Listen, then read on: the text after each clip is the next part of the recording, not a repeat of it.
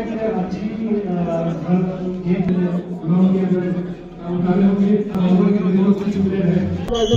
Game का आगाज कर देंगे। गोलदेश तैयार है, दोनों गोलदेश तैयार है और सीटी ले चुकी है अंपायर की। बोले थोड़ा आगे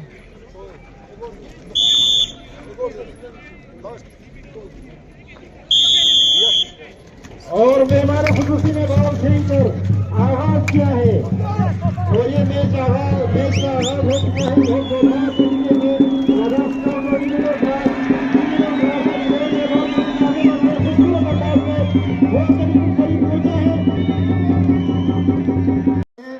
दूसरे प्लेयर के लिए पास दे जाए, दूसरा प्लेयर बॉल को लेकर आगे बढ़ते हुए खूबसूरत अंदाज से, लेकिन लद्दाख स्काउट के प्लेयर ने खूबसूरत अंदाज से उसे कर दिया और बहुत ही खूबसूरत अंदाज से डीबी के प्लेयर बॉल को लेकर आगे बढ़ते हुए एक सुनहरा मौका है बॉल को बॉल की तरफ खेलने के लिए कोशिश कर रहे हैं, लेकिन लद्दाख स्काउट के प्लेयर पूछे हैं, ये लद्दाख स्काउट के लिए खतरा हो सकता है।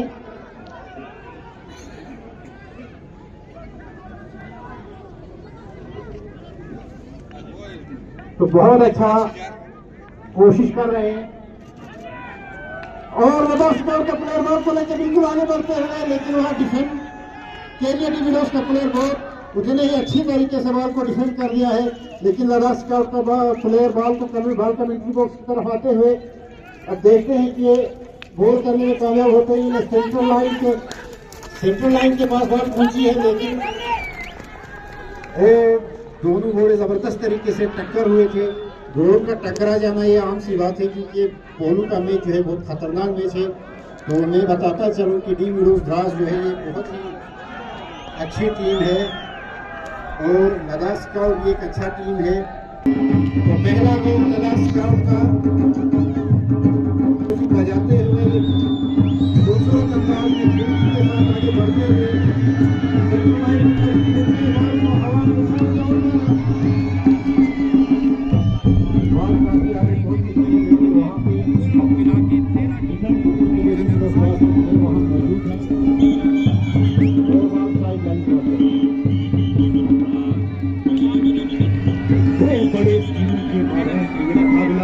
फाइनल मुकाबला था बड़ी शिकंजी का 2023 का फाइनल मुकाबला डीबी द्रास और लद्दाख स्काउट रेजिमेंट सेंटर के बीच।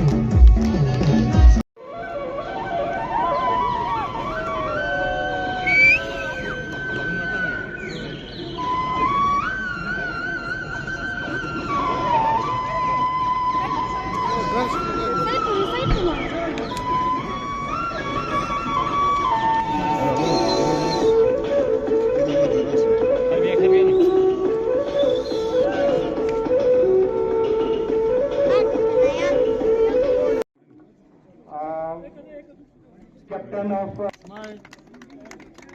Captain of Yulbo Bravo team, please come and moment और सर्टिफिकेट को रिसीव करें।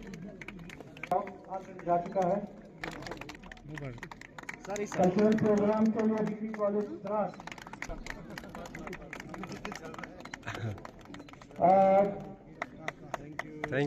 हम हौसला अफजाई करते हैं कि आप लोगों ने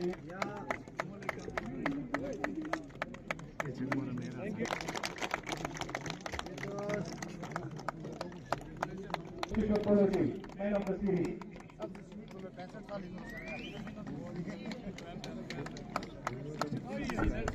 man of the match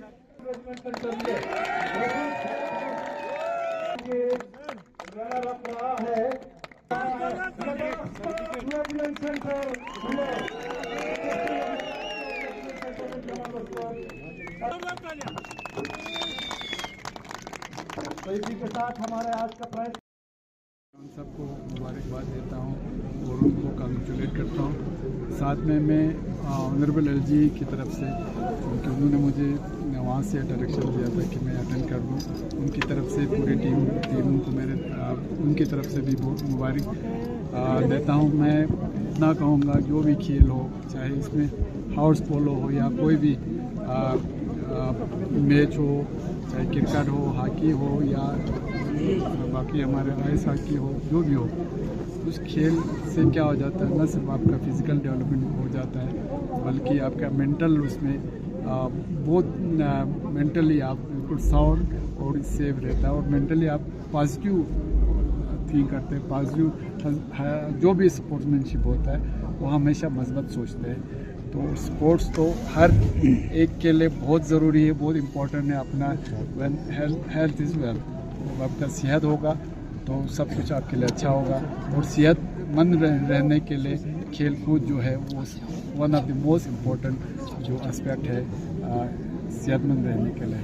ji sir, आप खुद जो है डॉक्टर रह चुके हैं और हॉस्पिटल के हवाले से एक सवाल पूछना चाहेंगे कि द्रास अस्पताल में पिछले कई सालों से जो है डॉक्टर्स की काफ़ी कमी है, स्पेशली गायनिकोलॉजिस्ट की बहुत ज़्यादा कमी है। जो हिल काउंसिल में एनसी की हुकूमत पिछले 5 साल थी और उसमें वो नाकाम रही है, तो क्या कुछ आपकी कोशिशें रहेंगी स्पेशली एक गायनिक स्पेशलिस्ट को?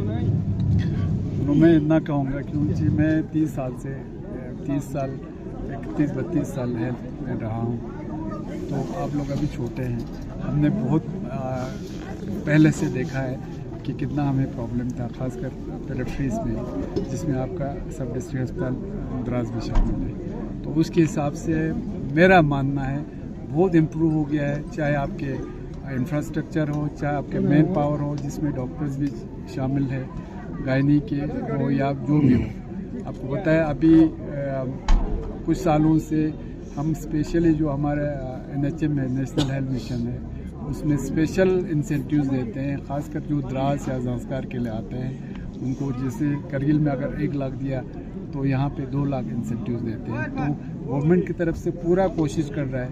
मेरा मानना है जब तक अपने लोकल कुछ हमारे बन के नहीं आएंगे, थोड़ा सा कमी तो रहेगा, मगर हम अपने आप को मैं यकीन दिलाता हूँ, क्योंकि मैं एक डॉक्टर हूँ, मैं इस प्रोफेशन में रहा हूँ, मैं जानता हूँ कि हेल्थ के पॉइंट ऑफ व्यू से और ये डॉक्टरों की उसके हिसाब से कितना ज़रूरी है। आज के डेट में, कल पहले जब हम थे, द्रास में एक डॉक्टर होता था, वो BMO भी होता था, असिस्टेंट सर्जन भी होता था, एडमिनिस्ट्रेटर भी होता था, सब होता था वही।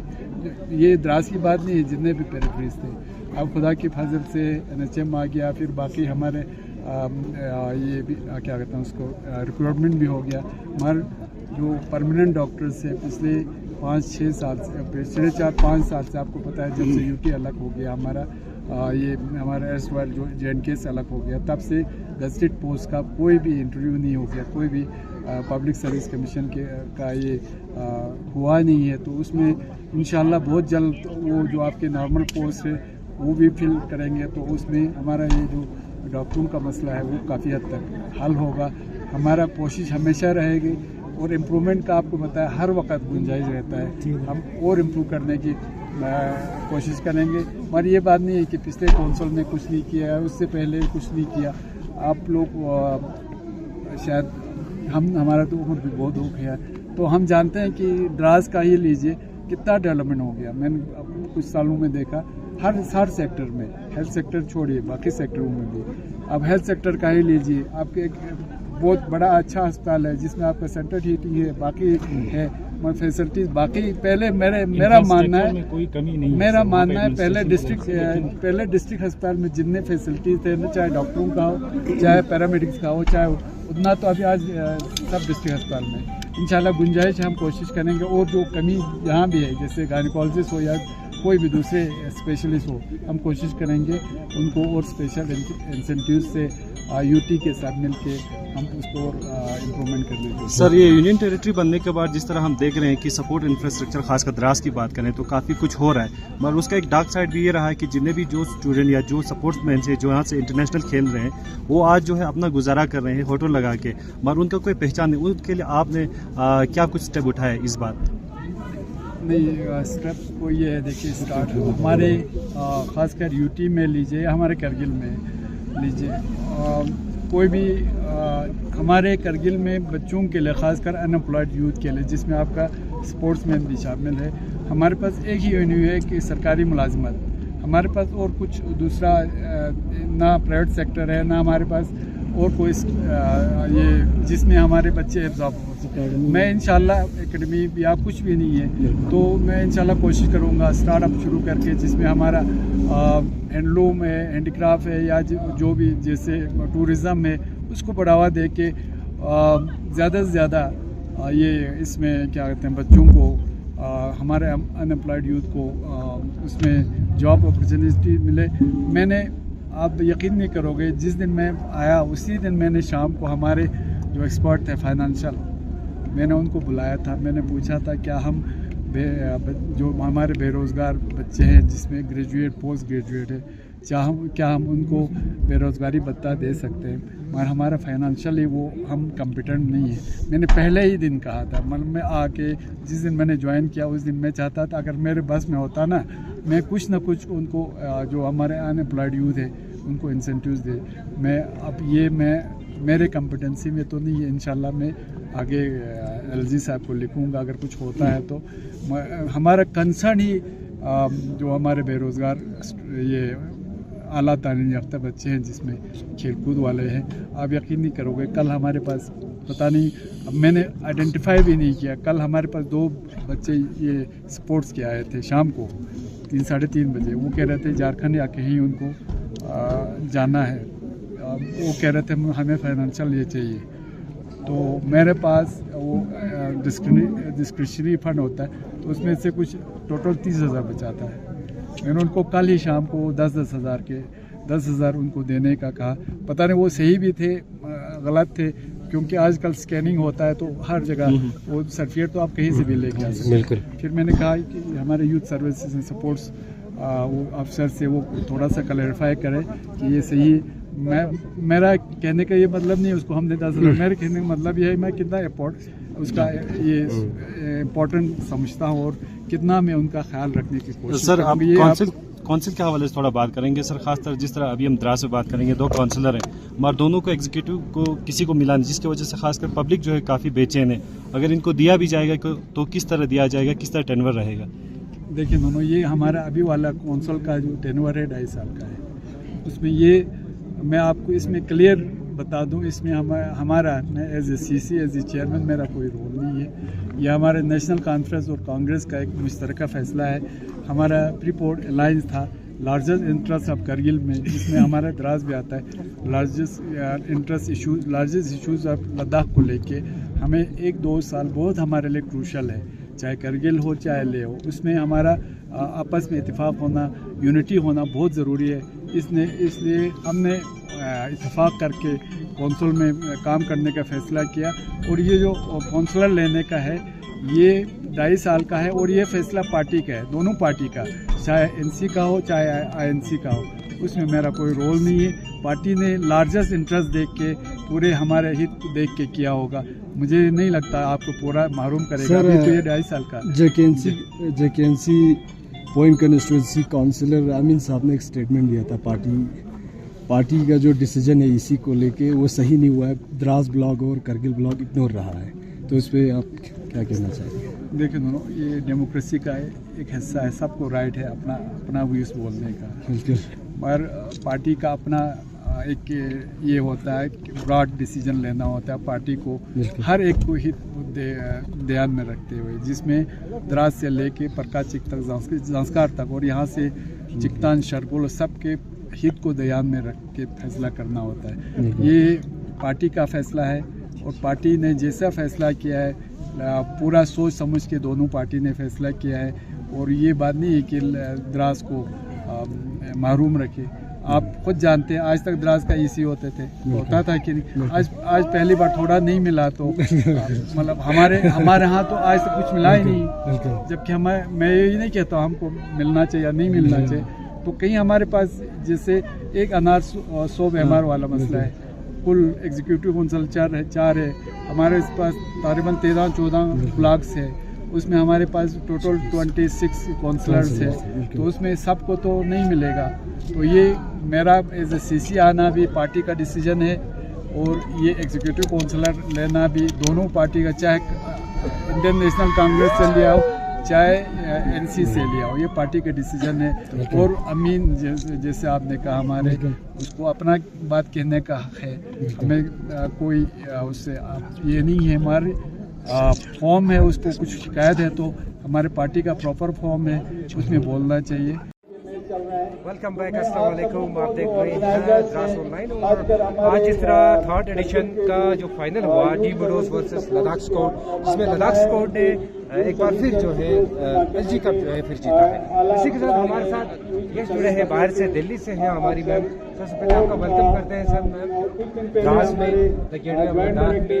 आप अपना एक्सपीरियंस शेयर कीजिए कि किस तरह का आपका जो है एक्सपीरियंस रहा। आज आपने आरएस पोलो मैच भी देखा। पहली बार देखा, मुझे अच्छा लगा, मुझे बहुत अच्छा लगा, मुझे बहुत अच्छा लगा द्रास में। और करगिल में रहती हूँ मैं, मुझे करगिल भी बहुत अच्छा लगा, दिल्ली से बहुत अच्छा है। और इससे आगे क्या कहूँ, पहली बार आई हुई हूँ मैं यहाँ पे। जो लोग चाहते हैं मतलब इस जगह पे आने के लिए, जो लोग चाहते हैं आएंगे हम यहाँ पे, मैं उनके लिए धन्यवाद करती हूँ कि जल्दी से जल्दी यहाँ पे आ जाए। पोलो हाउस वगैरह जो भी है ये देखें, मुझे तो बहुत अच्छा लगा। आप भी आके एक बार विजिट कर लीजिए। Thank you ma'am. आखिरी एक मैसेज है मैम, क्योंकि हम वुमेन्स एम्पावरमेंट की बात करते हैं, यहाँ पे जो है लड़कियों ने भी हिस्सा लिया है हॉर्स पोलो में, तो लड़कियों को एम्पावर करने का एक आपकी तरफ से क्या मैसेज रहेगा हमारे खासकर द्रास की लड़कियों के लिए, लद्दाख की लड़कियों के लिए? मैं चाहती हूँ कि लड़कियाँ आज के ज़माने में आगे निकलनी चाहिए, बहुत अच्छा होगा, आगे निकलने से ही नाम रोशन होगा पेरेंट्स का भी, और जैसे द्रास की रहने वाली लड़कियाँ उनका भी नाम रोशन होगा। और मैं चाहती हूँ आगे आगे कहीं स्टेट में जाए। बहुत बहुत शुक्रिया हमारे साथ जुड़ने के लिए, थैंक यू। ये थे मैम जो दिल्ली से जो कह रही थी कि लड़कियों को भी इस तरह पार्टिसिपेशन करना बहुत ही ज़रूरी है, क्योंकि ये जो खेल है यहाँ का जो आप खेल सकते हैं कि रिवायती खेल जिसको माना जाता है। तो बने रहिए द्रास ऑनलाइन के साथ। वालेकुम। तो अभी हमारे साथ जुड़े हैं लद्दाख स्काउट के मदान सर, जो काफ़ी खतरनाक आज हमने देखा। हमारी पूरी टीम की तरफ से लद्दाख स्काउट को बहुत बहुत मुबारक सर। किस तरह देखते हैं सर, द्रास में LG थर्ड LG कप हो गया है? बहुत ही अच्छा रहा सर, लेकिन मैं पहले भी आपको कह चुका है कि ग्राउंड जो है लद्दाख में इससे बढ़िया ग्राउंड और कहीं भी नहीं है। तो एक अच्छे प्लेयर के लिए ऐसा ग्राउंड चाहिए जिसमें वो बाल अपनी मर्जी से जहाँ भी घुमा के ले सके। तो ये ग्राउंड बहुत अच्छा है सर। और डी मेडोस का जो आज का उनका मेन गलती रहा, हमेशा की तरह गोड़ों को अननेसेसरी दौड़ाना पहले गेम से पहले, तो इस तरह से गोड़ों का पहले ही एनर्जी लॉस हो जाता है गेम खेलने से पहले। और एक बॉल के ऊपर 3 प्लेयर एक साथ जाना, जिसकी वजह से अगर मिस होता है तो 3 प्लेयर आगे निकल जाते हैं। ऐसे छोटे मोटे गलतियां थी जिसकी वजह से वो लोग हार गए। ये कहते हैं ना सर, घुड़सवारी में जैसे प्लेयर में घोड़े के साथ साथ प्लेयर को भी, रेडर को भी बिल्कुल ध्यान रखना है। जी घोड़े और प्लेयर का तालमेल अच्छा होना चाहिए सर, म्यूचुअल अंडरस्टैंड होना चाहिए। अपने घोड़े का, इस घोड़े को हम किस तरह, एक ही घोड़े पे हम जब 3-4 साल एक ही घोड़े पे राइडिंग करते हैं, तो घोड़े और राइडर का कम्बिनेशन होना। अब तक मैंने द्रास में देखने को मिला है कि घोड़ों का ध्यान नहीं देते, क्योंकि ये पोलो एक ऐसा गेम है जिसमें 80% घोड़े के ऊपर डिपेंड होते हैं। ऑलरेडी गेम से पहले आप घोड़े को इतने दौड़ाते हो, उसका एनर्जी लॉस कर जाते हैं, और जब मैच जब आपका शुरू होता है उस टाइम पे आपका घोड़ा चलता ही नहीं। तो ये एक ऐसा वाहिद गेम है जिसमें घोड़े का ध्यान रखना बहुत ज़रूरी है। टाइम टू टाइम इसका सेहत का ध्यान रखना। अगर अगले 2-3 महीने पहले आपको टूर्नामेंट आता है, तो 2-3 महीने पहले आपको घोड़े के साथ आपको तालमेल अच्छा रहना पड़ेगा, उसकी सेहत का ख्याल रखना पड़ेगा। तो आप जब एंड में जाके ग्राउंड में आपको घोड़ा चलता नहीं है, कहीं वो राइट घुमाता है तो लेफ्ट जाता है, जिस वजह से मार खाते हैं। बिल्कुल, बहुत बहुत शुक्रिया सर हमारे साथ बात करने के लिए।